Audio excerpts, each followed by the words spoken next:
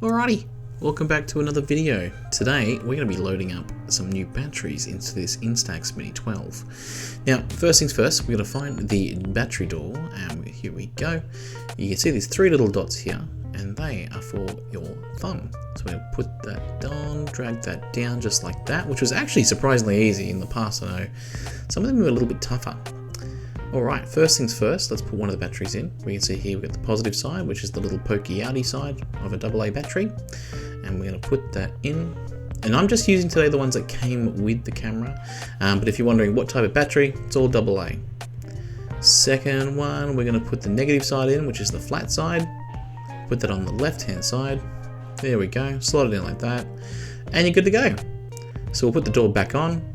Slide it on like that. Come on, there we go, nice and easy. And that's it. That's that. That is all done. Alright, and last things last, if you want to see if the battery is in and all good, give the lens a twist. You can see this little orange light here, it starts to blink. You are good to go. Alright, that is it. If you like what you see here, drop us a like. Subscribe if you want to see more. If you don't, that's cool too. I'll catch you next time. See you guys.